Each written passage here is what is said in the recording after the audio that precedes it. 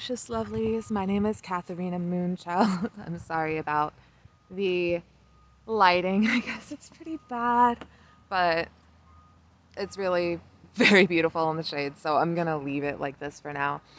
I wanted to do some vlog style videos because there's been so many discussions I've been having in readings lately, specifically about mental health. A lot of my students and a lot of my clients are very aware that I am a survivor of the Me Too movement. I am a survivor of many different types of trauma, and I really wanted to be very straightforward, especially in my profession, because there's this conception.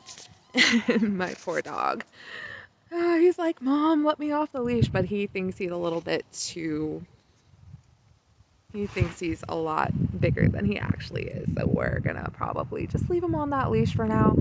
So if he's like, Mom, please pay attention to me, just ignore him for now. What we wanted to address, or what I specifically wanted to address today, was this conception about psychics having everything together. We've already done a vlog on spirituality and what being spiritual really means. And something that I've always explained to people was, first of all, being psychic does not automatically make someone spiritual, okay? There is actually a religious group, it is a religion called spiritualism, focused on incorporating mediumship into their practices. And that is all well and good, that's completely fine, but not all psychics are spiritualists, okay? It's very important you understand that. I actually was in the New York Times, and in that article, I think it's very beautiful how they portrayed my exact viewpoint on psychics. If they did anything justice in that, it was specifically my idea of what it is to be psychic and spiritual, and that I see it as totally separate. I believe that you could be pretty much any religion and be a psychic, because I see psychic or psychic mediumship as an ability. A lot of psychic mediums are very spiritual in their own practices. They do their own thing. They follow their faith and their belief system and practice their mediumship and their psychic ability according to the ethics of those practices and of those beliefs. Um, I just see myself as kind of a melting pot of spirituality, which you'll see a lot of that in the metaphysical movement or in the New Age movement. And when I'm talking about this to really illustrate or illuminate the fact that a lot of people see psychic mediums as people who have it together, people who are enlightened. The biggest thing I've ever wanted to do is just bring humanity back to the psychics. Um, there's a lot of natural psychics, 12, 13 years old, 15-year-old kids, that they're not enlightened, okay? They are psychic, they're scared, they don't know what's going on, they're confused, they're overwhelmed, they see spirits, they don't know what's happening to them. I was once one of those kids, and it's only after years and years and years of being in the metaphysical community, almost 20 years of this, I started my journey in energy work and in the esoteric at a very young age. I always quote 15, but it actually began earlier than that. It probably started around 12.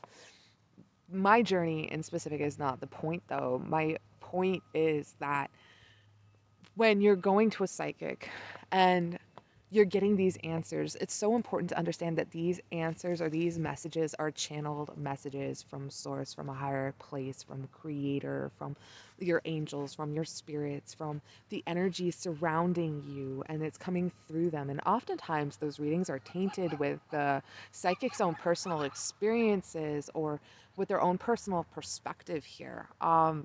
And I find doing readings when my life is in a place of turmoil actually gives me a great sense of peace, purpose, and direction, which is why I do incorporate my spirituality into my psychic reading practices, because you're not going to get um, the same level of connection without some kind of esoteric connection or some kind of spiritual connection in whatever way you interpret it to be, okay? And when I'm doing my practice, I don't judge others for how they interpret their practice, unless, of course, they're trying to scam people out of thousands of dollars, which is obviously completely unethical.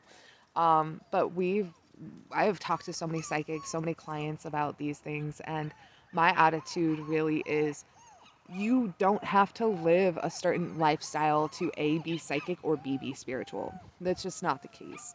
So many people feel like they're only going to be spiritual according to this new age movement or to psychic movement or to the metaphysical standpoint if they're like crunchy or hippies or alternative medicine and um, essential oils and crystals and stones. And please understand, I actually subscribe to all those beliefs, but I'm gonna kind of touch on a controversial topic here. I think it's important that we have open discussions about this.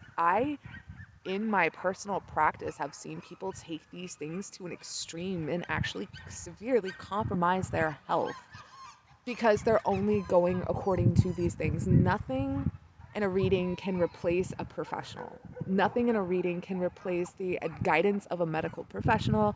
Nothing in a reading can replace the guidance of a legal professional like a lawyer or doctor or a mental health counselor. So oftentimes I find myself in readings guiding people to these things. You need to see a doctor. You need to, go talk to a mental health counselor because a reading is not meant to dictate your life choices, and a reading can't provide you all the answers. You still have to make your decisions on your own. You have to co-create your life.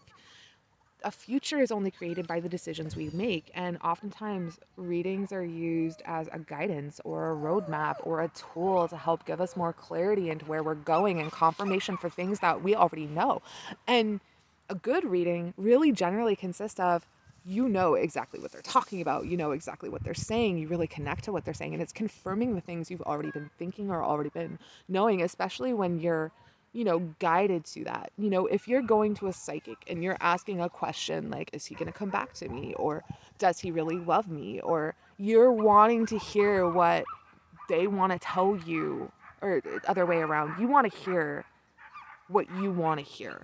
You want to hear what you feel you know. You just want that confirmation, okay?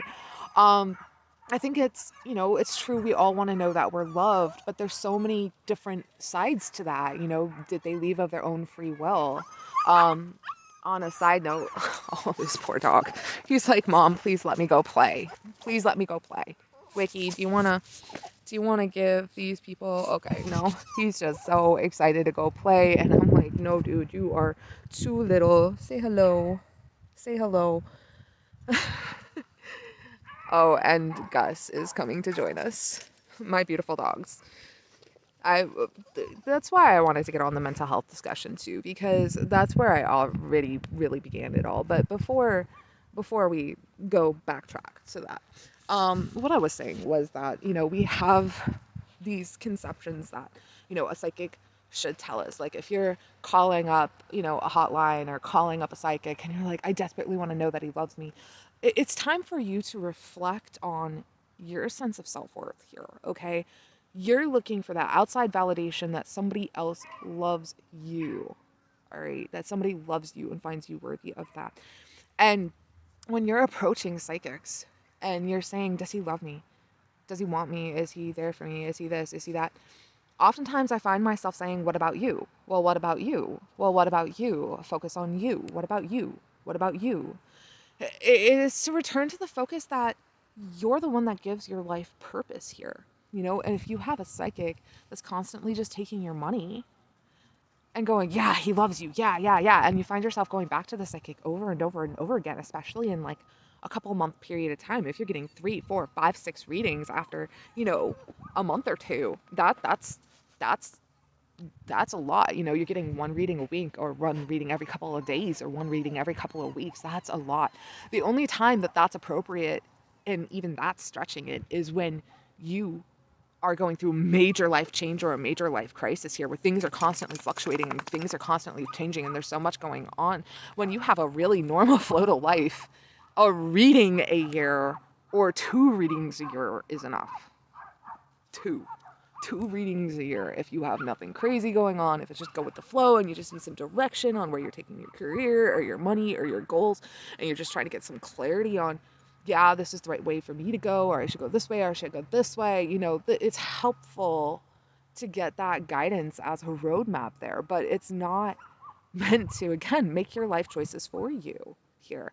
And that's why I wanted to talk about mental health. There's so many times people go get readings to get some kind of clarity to something they want to know or they want to hear, but sometimes what's more appropriate is you go get the help you need. Seriously, like I do this professionally for a living. I do a lot of things on a professional level. I make jewelry, which I'm sporting today. Oh, my jewelry.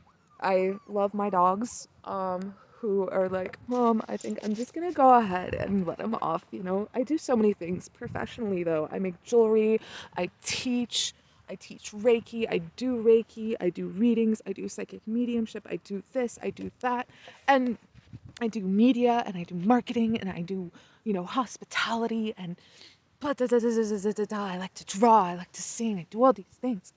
But most of all, I like to help. You know, so many readers have left these lucrative positions and these lucrative jobs. And if you think the vast majority of these psychics are making bank on this, you're highly mistaken, unless you're like really successful. And that's not really common. It's really not. A psychic mediumship, such a niche field and such a high demand field here. Even though, like I said, I was in the New York Times, my YouTube channel's got 43 subscribers at this moment in time. We are on December 7th, 2020 after COVID, and this has been such a hard year for everyone. Everyone's going through mass awakening, everyone's becoming enlightened, everyone's doing this, everyone's doing that, everyone's getting in touch with their shadow sides. It's a very difficult year for everyone, and me. I had a very, very hard year. I don't go into detail with my personal life because I'm just not going to, but it's been probably one of the roughest years I have ever gone through in my entire life, and I've gone through a lot of hardship. But they always say it's wisdom is the experience makes the best teacher. All right? Most of the best healers and best psychics I have ever met had a lot of stuff happen to them, okay? And they had to find their way through it and they had to heal. And it's super non-traditional, okay? And again, that doesn't take place of a mental health counselor, that doesn't take place of a doctor, and that doesn't take place of a lawyer, okay? We are trying to guide you. We are trying to, give you spiritual counsel here, okay? Spiritual counsel. We are spiritual counselors. We are not mental health licensed, certified professional scientific mental health counselors. And I understand that that's not, some people feel like that's not for them, and they have a right to that opinion.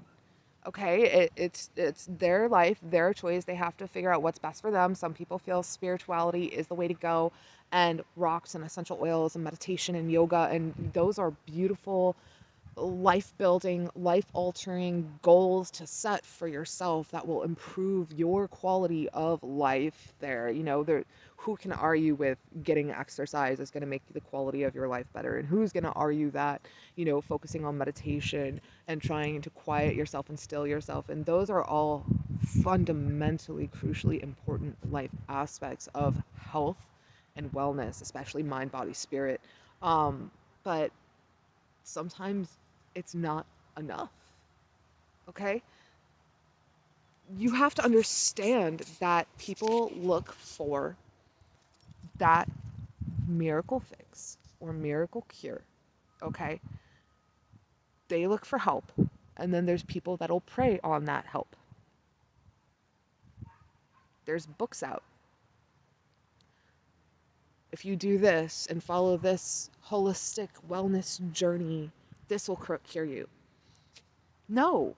Okay, no. Everyone's physiology, body chemistry, everything, their genetics, their chromosomes, their DNA, their blood type, their chemical levels inside of their body, everybody is different, okay? Everyone will respond differently. Okay, even in the holistic field, I don't have a catch-all for everyone, all right? When I'm doing holistic wellness and I'm doing, holistic type energy work for people, I still say every session is different, all right? A rock isn't going to work for everyone. It's just not going to. It won't. I will say that. Truth be told, I will say that. That is not for everyone. Not everyone connects to that. Not everyone connects to smells. Not everyone connects to sound. Not everyone connects to the energy work. And some people don't connect to any of it. And you know what? That's okay. Everyone's journey is different. You know, I'm so passionate about do you, whatever way you have to do you to reach wellness here. All right. That's why I have a refund policy. Okay. I think that it's so fundamentally important that if we're standing in our integrity as energy workers and psychics and mediums, that we are willing to do that because we're we've got to have that ethic above all. If I feel like I'm not the right person for a client anymore, I'll say, you know what, I don't think I can reach you anymore. I think that you need to move on or go to someone else or something, da, da, da, da, da, because I feel like that is the most ethically, morally sound thing to do. Because as I've mentioned in other videos, I'm very highly specialized, I'm very focused. I'm meant to get someone from point A to point B and to be done. I am not here to read someone over and over and over and over. And I can do that for some clients. I have done that for some clients, especially in very specialized cases or in very, very specific areas that doesn't have anything to do with spirituality and has to do with certain things that they have going on in life. And, you know, there's certain things that I'm not 100% accurate with, and there's some things that are not very clear because psychic work is also interpretive work. You have to interpret what you're seeing, and sometimes you can misinterpret a message. Even after, again, almost 20 years in this field, I still find I do that sometimes after all the thousands of hours of studying and all the thousands of hours of working with people and all the thousands of hours of da da da da. Doesn't matter. It does happen. You need to know specifically what you need from yourself to reach for a place of wellness. And a lot of people get readings because they're curious, and that's wonderful and that's fine and that's dandy. It's wonderful to do that for the first time because you're curious, but it's not about just being curious, okay? It's about wholeness, wellness, going from one place to another. And some psychics just do love and do this and relationships and money and the future and this and that and the other. But why are you really getting a reading? What is it you're looking for? People normally get readings 1% of the time. It's for fun or it's a joke to them. 1%. Everyone else, they're looking for something. They're looking for an answer. They're looking for a sign. They're looking for a message. They're looking for something bigger, something they can't explain, something outside of themselves to give them something more. What are you looking for yourself to feel a sense of purpose? That's what you want to ask yourself. What is your motivation? So before you get a reading, ask yourself that. Figure out what it is you want. And sometimes you don't know. You don't know. You just know you want one because you don't know. You don't know where you're going next. And that's okay. But know that you don't know and that you're trying to find a sense of direction and a sense of purpose. Once again, clarity. That's still purpose. Even if you don't know what it is you want clarity on, you want clarity. All right. I love you all. I think this is a long enough vlog, video, blah, blah, blah, blah, blah.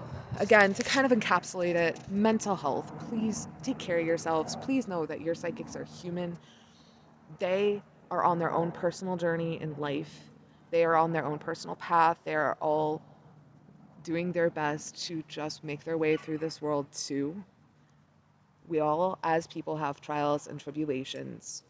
This is an ability. This is not a catch-all, an end-all, be-all, okay? This is a gift and sometimes extraordinarily difficult. There's no way to explain the trials of what it is to have to go through that, but that's another story for another day. All of us are different. Every psychic is different. Every psychic is a person. Every psychic is a human being, and be aware of that. All right. Just remember, everyone's got flaws, and if anyone acts like they know it all right, keep your chin up. It's been a tough year, but we'll make it through. We're almost on the other side of 2021. Even though I don't think it's going to be over anytime soon. It's just some new checkpoint to look forward to. All right. I love you all. I'm going to play with my dogs. And I started this whole video because I wanted to tell you sometimes I need to take a break too. And it's okay to do that. Give yourself that time. All right. Namaste.